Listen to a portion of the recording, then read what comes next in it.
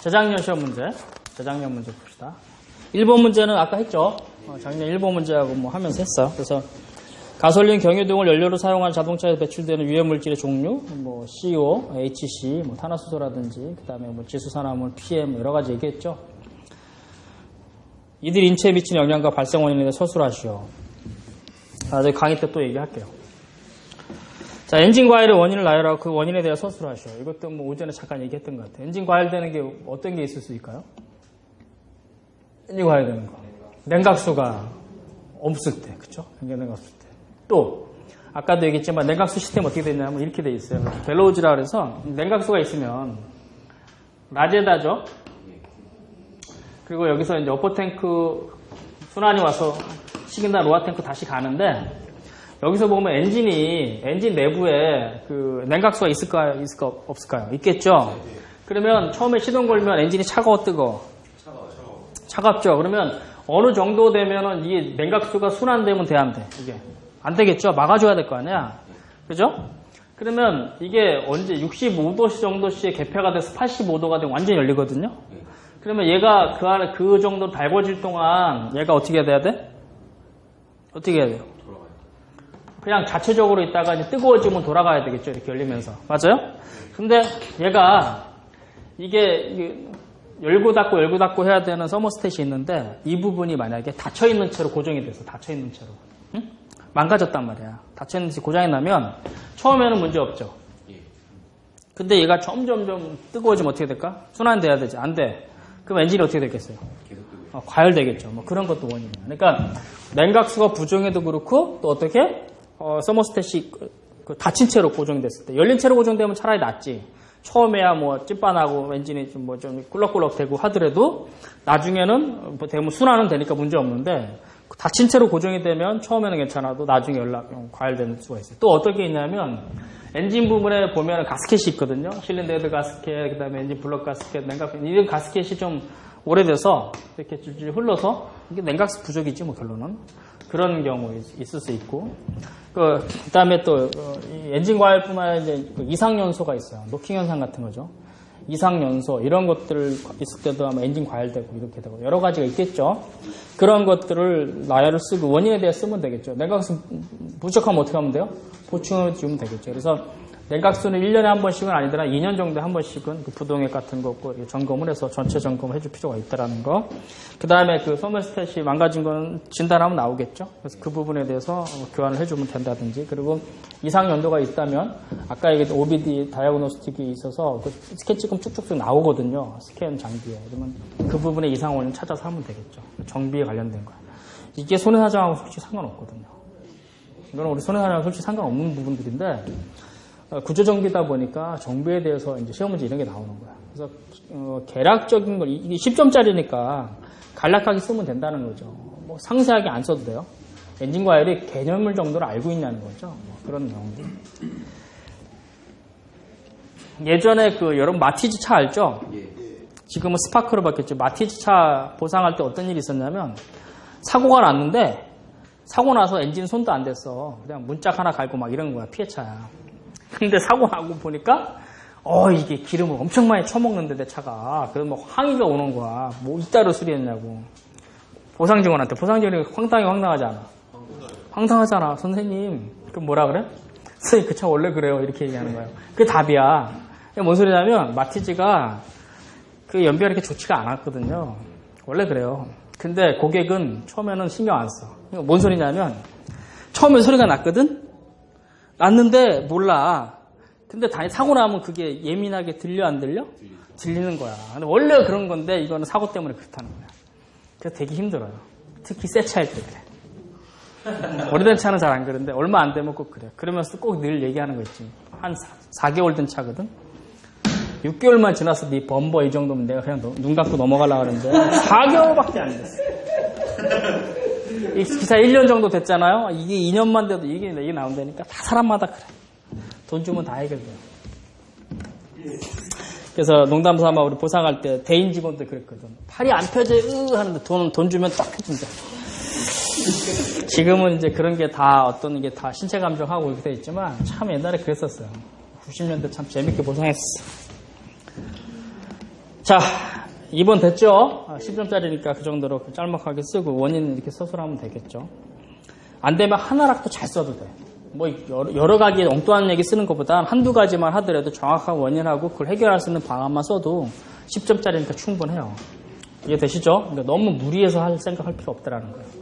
이게 10점이니까 이만큼 꽉 채워야지 낑낑 될 필요 없다. 그리고 완벽하게 써도 7점, 8점 이상 안 줘요. 잘. 이렇게 후하게 점수 잘 안 줘요. 차라리 짤막하게 써도 정확한 원인이 뭐고 원인을 해설할 수 있는 방법을 쓰는 게 훨씬 더 낫다라는 거예요. 3번 문제 보니까 셰시. 자동차 셰시의 주요 구성 장치를 열거하고 그 장치의 기능 역할, 구성 등에 대해서 약수를 하셔요. 문제가 다 잘못된 게 뭐냐면 승용 자동차 이런 식으로 해야 돼요. 화물 자동차, 승합 자동차 이렇게 해야 되는데 그냥 여기서 자동차 셰시니까 우리 뭐라고 얘기하면 돼? 승용 자동차구나 이렇게 얘기하면 되는 거야. 이해되시죠? 그냥 출제한 사람이 쉽게 생각한다니까. 승용 자동차 셰시 이렇게 하는 게 원래 맞는 지문이야. 근데 우리는 자동차 셰시니까 뭐라고 생각해? 야, 그럼 이게 승용 자동차지 화물 자동차 이런 거라고.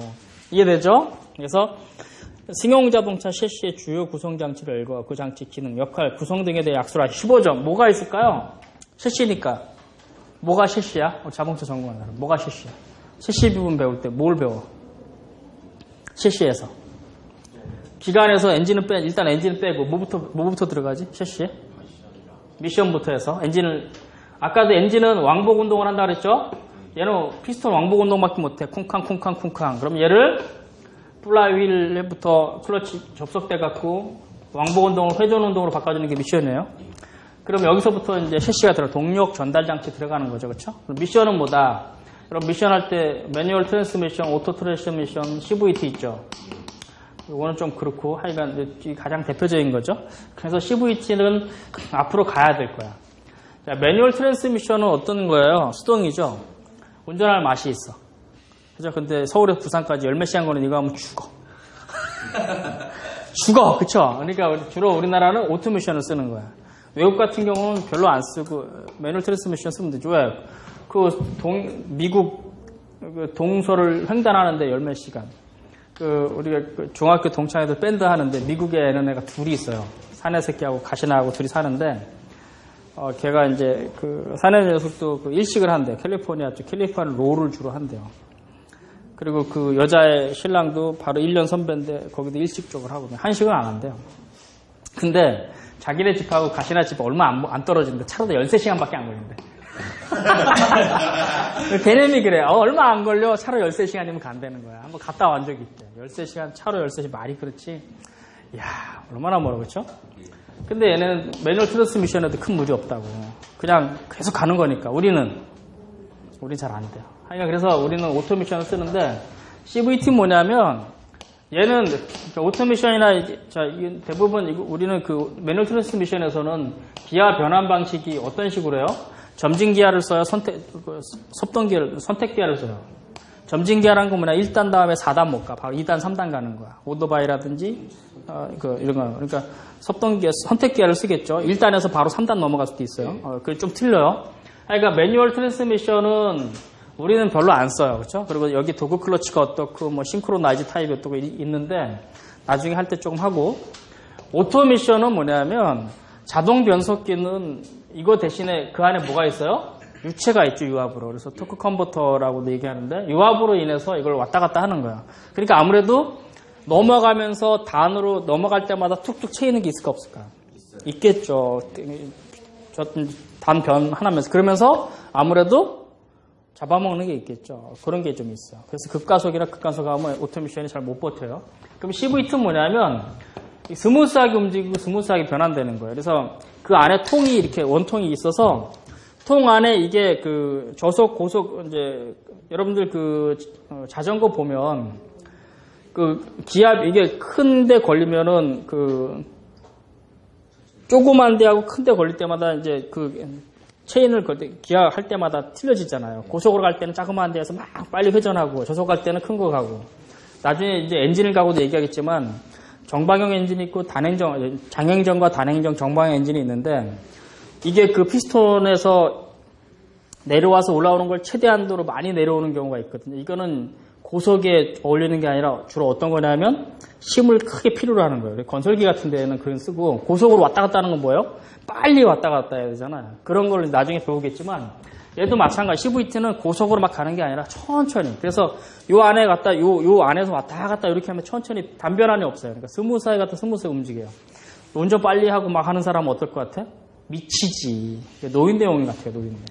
근데 이 CVT가 궁극적으로 가야 되는데 아직까지는 과도기인 게 뭐냐면 마티즈가 예전에 그 인천공항 고속도로에 사고 난 적 있죠. 이게 문제돼서 서버려갖고 버스가 쳤어요. 그래서 그거를 이제 마티즈가 이 사람 전화했거든. 공항 그쪽에다가 이게 차가 한번 섰었어요. 문제 있다니까 그냥 천천히 가라고 얘기했거든. 이 사람이 운전자가 갔어요. 그러다가 서버린 거야. 고속도로 한복판에. 버스가 오다가 피하면서 떨어졌어요. 거기에 공항 가는 외국인들도 많이 죽고 이랬다고요. 버스 공제건데 그 대기 최근에 했는데 과실상계 막 나고 이랬다고요. 그게 CVT야. 마티즈 CVT 많이 좀 문제 일으켰었거든요. 그래서 어쨌건 무단 변속기라고 하죠. 그래서 이런 변속에 대한 거 여러분들 좀 공부를 하고요. 그래서 이런 미션이 나오니까 이런 걸 얘기한 거고, 그다음에 뭐예요? 아까 얘기했듯이 동력을 전달하는 추진축이 있고, 그다음에 슬리비움과 자제음 얘기했죠. 등속 자제음 얘기했었고요. 이런 것들이죠. 각각의. 그리고 또 뭐 있어요? 디퍼런셜 기어. 뭐 이런 것들 쭉. 이게 이제 일종의 샤시 부분들 쭉 연결되는 이런 거예요. 맞아요? 여러분 착을 보면 샤시 부분이 이런 식으로 연결되어 있어요. 그래서 샤시의 주요 구성장치, 미션에 이런 것들이 있다라고 설명을 해야 되고, 동력을 전달하는 추진축, FR 타입에서 추진축이 있고, 길이 변환을 하는 슬립이움, 슬립 자제이움, 각도 변환하는 자제이움에 대한 거, 그 다음에 FF 타입은 주로 등속 자제이움을 사용한다는 거, 디퍼런셜 기어가 어떻게 해서 좌우축, 밸런스 좌우축 하는 거. 여기에 뭐 LSD가 아까 나와서 좋은 차에 들어가겠죠. 그런 쭉 설명을 해주면 될 거예요. 자, 3번에 대해서 뭐 여러분들이 나중에 이제 하면 하나 하면서 하도록 합시다. 4번. 차체 수리 작업에서 용접 불량의 종류를 나열하고 그 불량에 대한 원인에 대해 서술하셔. 이거 진짜 깝깝하죠. 다 욕했어요, 이거. 이건 정비 기능장 문제예요. 자동차 기능장에 실제 똑같은 문제가 출제됐어요. 이게 4번하고 5번하고. 그래서 이거는 4번은 차체, 그러니까 용접 불량을 여러분들이 네이버에 치면 쫙 나옵니다. 굉장히 상세하게. 그걸로 하세요. 그게 더 나아. 근데 그거 보다 보면 도대체 뭔 얘기인지 모르겠어. 뭔 얘기인지 모르겠어. 용접 불량하고 뭔 상관 있어? 손해사정하고? 아니, 정비공장에서 용접 불량했어. 손해사정사 그거 우리가 뭘 확인해? 우리가 확인해가고 뭐 할 거 있어요? 우리가 뭘 확인할 거야? 잘못했대, 고객이. 차 다시 고쳐. 돈 못 줘. 이러면 되잖아, 우리는. 그리고 용접 불량이네. 용접 불량인데 어떻게 알아? 이미 다 도장을 치렀는데. 아는 방법 있어요. 비파이 검사하면 되거든.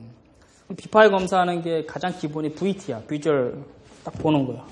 VT, MT, CT, RT 뭐 이런 방법이 있거든. 그러니까 초음파도 하고 거기다 자분 탐사 MT도 하고 뭐 RT도 하고 이런 거 하는 방법이 있어요. 그 비파이 검사라고 그러거든.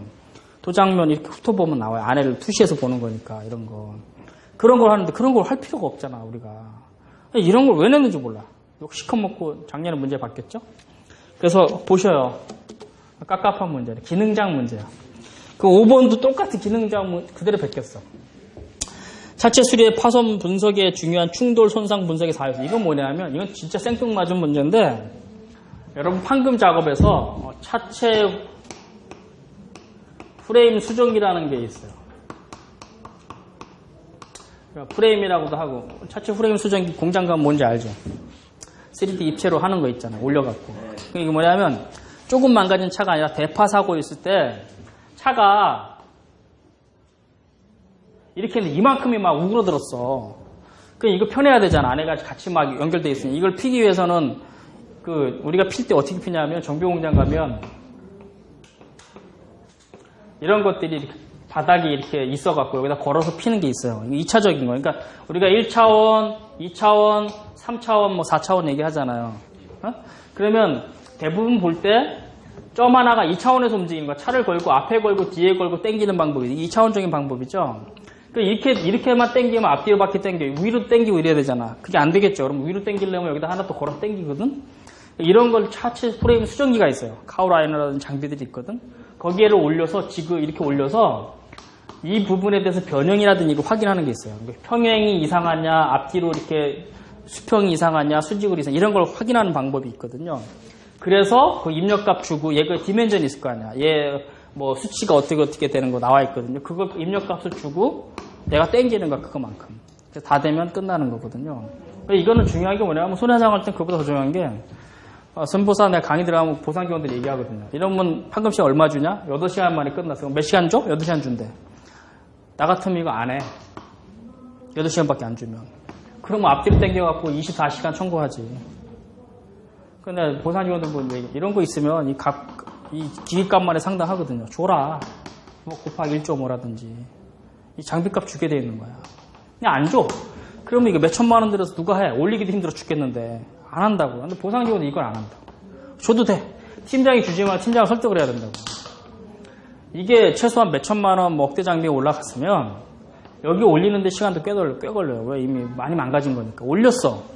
그리고 최달 시간에 했으면 이건 장비로 플러스 마이너스 주는 거예요. 어떤 얘기냐면 큰 장비 같은 거 고소작업차라든지 이런 거 보면 맨 위에 호이스트 실린더가 달려있어요. 이거 뭐냐면 크게 크레인을 해서 무게 뭐 몇 톤짜리 움직이는 거 있잖아. 이거 다 장비값 주게 돼 있어요. 그리고 뭐 스카냐 이런 캐빈 같은 거 막 이거 내리면 캐빈 내려야 되거든 무조건. 그리고 캐빈 내려도 이게 내가 안 가. 그리고 이런 데 많이 먹으면 반드시 여기에 그 PT 아시바 같은 거 짜고 작업을 해야 돼요. 이런 좀 특수한 차들 같은 거 주게 돼 있거든 공구류를. 그래서 그런 거 감안해서 해야 되는데 보상직원들이 안 주니까 정비공장들이 저런 거 투자를 안 해요. 그러면서 얘기하지. 정비공장들 투자도 안 하고 돈을 줘야 투자하지. 근데 외제차는 저런 거 하냐고 뭐 10억, 20억 투자했대. 그냥 막 써버리는 거 무식하게. 그럼들은 더 나쁜 거죠. 그래서 이 손상 분석의 4요소. 어떨 때 손상 분석하는 거요? 차체 프레임 수정기 얘기야. 일반 정비공장에서 쓰는 거 아니에요. 혼동하지 마세요. 그럴 때 차체 치수를 일단 왜? 치수 분석. 아까 얘기했죠. 분석을 해야 되잖아. 하나 줬어. 두 번째는 뭐냐면 센터라인이라든지 평형이 있나. 센터라인 그리고 레벨라인 데이텀이 있어요. 이게 뭐냐면 센터라인 1번이 센터라인 2번이 레벨라인 3번이 데이텀이야. 센터라인은 뭐냐면 평행 분석. 평행한 게 좀 좌우축에 이제 벤소가 있잖아. 좌우축 평행한 게 이상 있나 안 분석하는 게 센터라인이야. 중간을 보는 거죠. 그 다음에 레벨 라인은 뭐냐면 수평 상태. 전체 앞 이렇게 수평이 제대로 갇혀 있나. 그 데이텀은 뭐냐면 상하의 변형이 있나. 이런 거를 보는 게 데이텀이라고 해요. 이 네 가지가 있어. 그래서 충돌 손상 분석은 뭐가 있다고? 차체, 치수 분석하는 게 있고 두 번째는 평행 분석한 센터라인 또 수평을 분석하는 레벨라인 그리고 상하의 변형을 분석하는 데이텀이 있다. 이 네 가지가 손상 분석의 네 가지 요소래요. 그리고 차체 수정의 실제 작업에서 차체 수정의 3요소는 첫 번째 견인. 견인이 뭐예요? 이런 거 아까 얘기해서 쭉쭉 끌어내는 거잖아. 견인. 그 다음에 고정은 써 있고 그 다음에 뭐예요? 계측. 계측을 해야 될 거 아니에요? 그렇죠? 이 세 가지가 기능장 문제야. 그대로 갖다 베꼈어요. 이해되세요? 그래서 이렇게 쓰는 거는 어떤 장비에 쓰는 거다? 어떤 장비에? 차체 프레임 수정기라는 장비에 쓰는데 네 가지가 있다. 차체를 치수를 재야 될 거 아니야. 얼마나 변형이 있나. 그래서 좌우 밸런스가 안 맞는지 수평이 안 맞는지 상하가 안 맞는지 이거를 센터라인, 레벨라인, 데이텀이라는 걸로 치수를 재고 그 다음에 견인하는 거 땡기는 거잖아. 고정을 하는 거. 그 다음에 계측을 하는 거죠. 이런 세 가지 방법이 있다. 그게 기능장 문제예요. 6번 차체 자세 제어 장치인데 이거 차체 자세 제어 장치라고 안 나오면 차체 자세 제어 장치 이렇게 돼 있어요. 그래서 VDC라고 그러지 VDCS라고 안 나와요. VDC라고 나와요. VDC가 뭐예요? 비클 다이내믹 컨트롤. VDC가 여러분 다 치면 나와요. 네이버에서 VDC 치면 나와. VDC의 정의, 효과 및 제어 장치 기능에 대해 서술하시오. 이건 뭐예요? 차체 자세 제어 장치니까 어떤 걸까? 싼 차에 들어갈까? 고급 차에 들어갈까? 어떨 때 쓰는 거예요? 차체 제어 VDC가 주로. 응? 코너나 코너링 하는데 이런 데서 주로 잡아주는 거죠. 미끄러지지 말라고. 그거야. 그거 쓰면 돼. 근데 20점이야. 20점이에요. 자, 20점 쓰려면 VDC 그것만 쓰면 돼요, 안 돼요? 안 돼요. VDC에는 기본적으로 달리는 게 뭐가 달려있을까요? ABS, TCS 다 달려있는 거예요. 이해되시죠? 그러니까 이거 VDC 오려면 기본에 뭐가 오냐면 ABS는 엔트락 브레이크는 기본 달려있는 거고 TCS도 돼 있는 거예요. 그럼 그 위에 VDC가 있는 거예요. 그렇죠? EBD 시스템하고 같이 가 있는 거예요. 어떤 거냐면 주로 코너링 시 ABS는 뭐죠? 브레이크가 락킹 되는 거 딱 잠금되는 걸 방지해 주는 거잖아. 딱딱딱딱 되는 거잖아요. 그래서 운전자가 위급 시에도 브레이크를 조작을 했지만 핸들을 이렇게 할 수 있는 거야. 근데 그거 갖고 안 되니까 TCS를 거기다 장착을 해. TCS 하면 어느 정도 운전을 할 때 이렇게 빠져나갈 수 있는 거예요. 근데 그런 상황에서 막 핸들을 조작할 때 차체가 막 미끄러지고 이럴 거 아니야. 그런 것까지 완벽하게 잡아주는 시스템이 뭐라고? VDC. 이거예요. 그러면 이게 좋은 차, 나쁜 차? 좋은 차. 나쁜 차가 아니라 고급형 차에 쓰인다는 거죠. 이해 되시죠? 예. 마티즈 같은 데 쓰는 거라기보다는 조금 상위 규정에 사용되는 차야. 그럼에도 불구하고 빙판 같은 길에서 아무리 VDC 해도 돼, 안 돼? 안 돼요. 절대 안 돼요. 눈길이나 이런 데서는 VDC 헤레비가 해도 안 돼. 그래서 그나마 어떤 코너링시나 이런 데 ABS 기능과 TCS 기능을 초과해서 미끄러지는 걸 잡아주는 그런 역할을 하는 게 VDC다. 그래서 비클 다이내믹 컨트롤이니까 다이내믹이니까 비클은 자동차 얘기하는 거야. 자동차가 어떤 유동적이고 막 움직일 때 그걸 컨트롤해주는 그런 장치를 우리가 VDC다 한다. 이렇게 얘기하면 되겠죠. 또가 및 제어 장치 기능 쭉 쓰면 되겠죠. 그래서 이걸 쓸 때 이거 하나만 갖고 쓰는 게 아니라 기본적 ABS 장치가 기본으로 들어가 있고요. 트랙션 컨트롤 시스템인 TCS하고 다 같이 이제 이어서 쓰면 될 거예요. 그래서 이거를 내가 모의고사 할 때 VDC 10점짜리로 냈었거든요. 근데 20점짜리가 나왔어요. 그래서 교수님 20점짜리인데 야 10점짜리 한 거에 좀 이렇게 늘리면 되잖아. 이렇게 얘기하는 기억이 나요. 이것도 이때 14년도에 모의고사에서 이거 다 했던 문제야. 재미났던 게 뭐냐면 14년도 모의고사는 여기서 다 했어요. 4번, 5번만 안 했어. 1번, 2번, 3번, 6번, 7번은 그대로 문제 똑같이 나왔어요. TPMS도 했습니다. TPMS는 뭐예요? 타이어 프레저 모니터링 시스템이다. 10점짜리로 했었어요. 이 20점짜리 1번 문제 20점짜리도 실제 우리 풀었었고 엔진 과열의 이상연소에 대해서 했었거든요. 이상연소에 대해서도 했었고 그 다음에 엔진 노킹에 대해서 했거든. 그래서 엔진 노킹은 이번 문제 노킹은 안 했구나. 노킹은 디젤과 가솔린의 노킹이 서로 상반돼요. 디젤은 온도가 낮을 때 가솔린은 온도가 높을 때 나요. 그래서 서로 상반되기 때문에 반대적인 걸 해주면 되고 그 다음에 그 LPG는 역화가 있어요. 역화는 뭐냐면 LPG는 고옥탄 가고 훨씬 더 높거든요. 열 터지는 게. 그래서 그게 과열이 되면 흡입하는 데서 쭉 오다가 얘가 뜨거우니까 어떻게 돼요? 공기가 오기 전에 거기서 터져버리는 거야. 먼저 빠방 되는 거야. 어디서 터져요? 심할 때는 에어 클리너 있는 데부터 터져버려. 그 역화예요. LPG는 그런 게 있거든요. 그래서 그런 것들을 쭉 모의고사 때 설명하면서 했던데 이제 엔진 과열이 나온 건데 결국은 뭐 이상연소라든지 그런 거 풀어가면 됐던 문제고 똑같이는 안 나왔었어요. 7번 TPMS도 이것도 최근에 차들 다 장착되어 있죠. 작년에 나왔던 OBD에 이런 것들 다 명기가 되어 있는 거. 그 안에 이제 해주는 거죠. 띡똑 띡똑. 공기가 낮아요. 공기 주입하세요. 그럼 뭐 버튼 띡 누르면 자동으로 찌 이렇게 되는 건 아니죠. 그걸 경보를 해주는 거잖아. 띠꺽띠꺽 타이어. 그러면 또 좋은 건 어떻게 됐어? 띠 누르면 지가 알아서 에어가 훅 차면 딱 죽겠죠. 그건 아니고 그래서 그런 거를 가능하게 하는 타이어를 만들고 있죠. 튜브리스 지금은 튜브리스지만 지금은 에어리스야. 이제 앞으로 만들 거는 에어 없이 자체적으로 해서 굴러갈 수 있는 이런 걸 자꾸 지금 만들고 있죠. 그래서 타이어 공기압 경보 시스템 TPMS는 뭐냐면 타이어 프레저 모니터링 시스템이니까 말 그대로 타이어의 공기압 상태가 좀 낮거나 이렇게 되면 어떻게 돼요? 그걸 OBD 시스템으로 띠꺽띠꺽 이렇게 보내주는 역할을 하는 거겠죠. 그 역할을 하는 거예요. 그래서 TPMS의 구성장치 쪽 그 부분에 대해서는 그걸 체크하는 거니까 말 그대로 센싱이 필요하겠죠.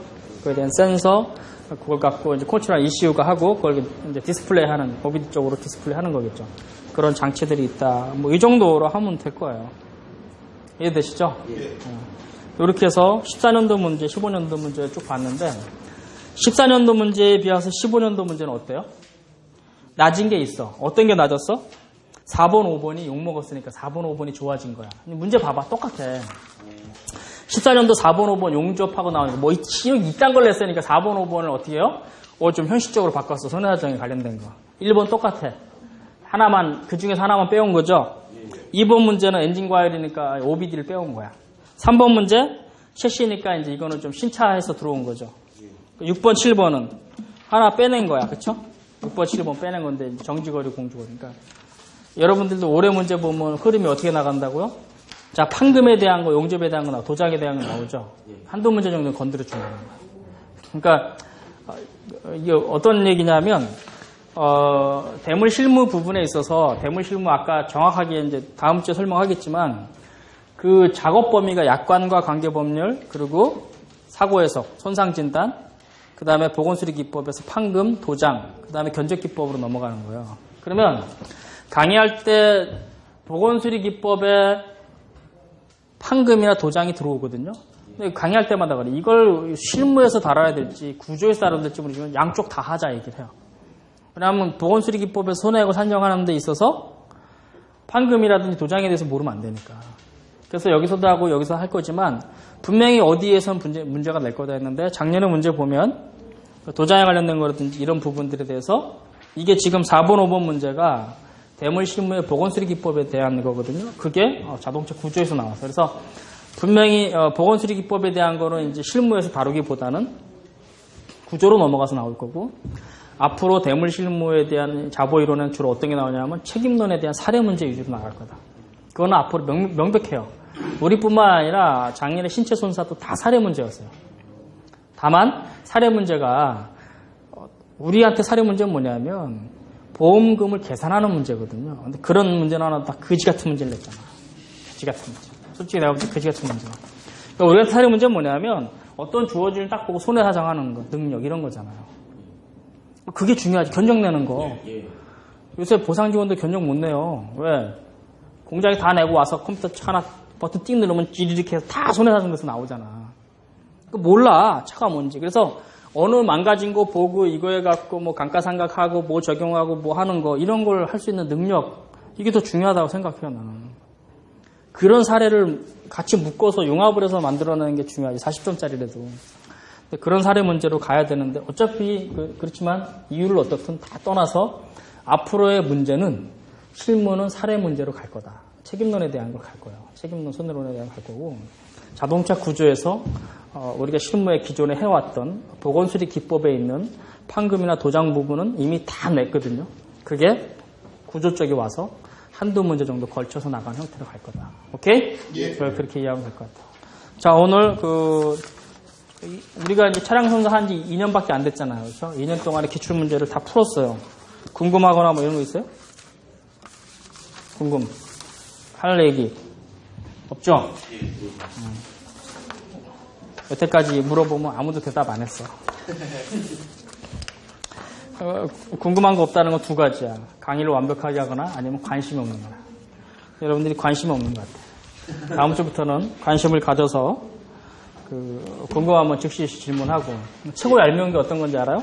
다 집에 가고 근데 나중에 질문하는 사람이 있어. 또 쉬는 시간에 질문하는 사람. 정말 얄미운 거야. 나도 쉬어야 되는데. 그러니까 그래서 질문한다는 건 좋은 거니까 언제든지 질문을 하고 그리고 또 이래. 이 얘기 하면은 남들 다 하는데 혼자 쪽팔린 거 아니까 속으로 이런 생각 하지 말고 내가 질문한 건 딴 사람들도 몰라. 다만 그 사람은 쪽팔려서 질문 안 한 것 뿐이야. 그러니까 늘 질문하고요. 가장 기본적인 것도. 그리고 혹시나 내가 질문하다 나도 모르는 거 내가 다 하는 거 아니라고요. 그렇죠? 나도 자동차 전공자가 아니니까. 모르면 나도 그 연구해오면 되잖아. 오케이? 예. 이건 내가 다음 주에 확인해서 알려줄게. 이러면 되잖아요. 맞아요? 여러분들도 마찬가지거든요. 혹시나 내가 뭐 강의 전달한 게 뭐 틀릴 수도 있지. 사람이 완벽한 거 아니니까. 실무적인 부분이야 내가 여러분들한테 매끄러움 없게 내가 처리해 줄 수 있지만 자동차는 나도 비전공이기 때문에 완벽하게 한다라고 장담할 수도 없어요. 그리고 여러분들이 자동차 전공한 친구가 있지만 학교에 자동차 배우는 거는 뭐부터 배워요? 기관공학부터 배워. 기관은 다시 배워서 어떻게 배워요? 가솔린 기관공학, 디젤 기관공학 이렇게 배워. 맞아요? 아니면 이걸 묶어서 그냥 기관공학을 배운다고. 자동차 기관이고. 그러면 가솔린 기관에 LPG를 덩달아 배워요. 그럼 디젤 기관을 또 배우거든. 그 기관만 1년을 해요. 한 학기 이상 한다고. 그 다음에 뭐 해요? 샤시 부분 들어가서 다시 동력 전달 장치에서 FR 타입 갖고 공부하는 거지. 그걸 해. 그리고 뭐 유압공학이라든지 조금씩 하는 거. 무려 과목을 어떻게 배워요? 조각조각 배워. 소음공학 무슨 이렇게 배우는 거야.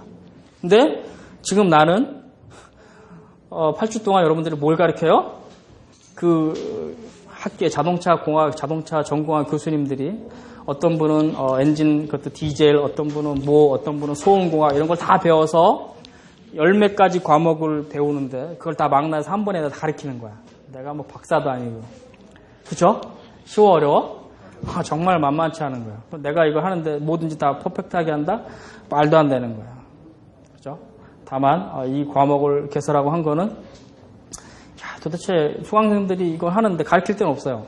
물론 있겠죠. 연수원도 있고 뭐 미래나 어디 있겠지만 자동차 전공한 사람들이나 이렇게 해도 만만치 않은 과목이고 자동차 전공한 사람이라 하더라도 손해사정과 동떨어진 얘기가 된다면 이거는 좀 문제가 있을 거다 해서 내가 하게 된 거고 나도 또 그 학교에 있으면서 애들한테 야 기능사 따는 게 이렇게 힘드냐? 나도 하지 뭐. 그래서 내가 실제로 기능사 취득을 했어요. 나도 기능사를 12년도인가? 그 이제 기능사가 정비하고 검사하고 통합됐을 때 있어요. 그때 5회 시험, 12년 5회 시험 합격했어. 그러니까 나도 기능사가 있고 애들한테도 그래 나도 할게 그러고 실제로 이제 사례를 보였죠. 내가 하면 애들도 하니까. 그래서 그때 우리 16명 응시해서 15명이 붙었어요. 나 포함해서 우리 학교에서. 그래서 이건 나도 이제 실제적으로 한번 해봤고 잘 못합니다. 그렇지만 그렇게 해서 하는 거니까 그렇게 이해하고 오늘 하여간 고생했고 다음 주에 보도록 합시다. 강의 끝. 감사합니다. 네.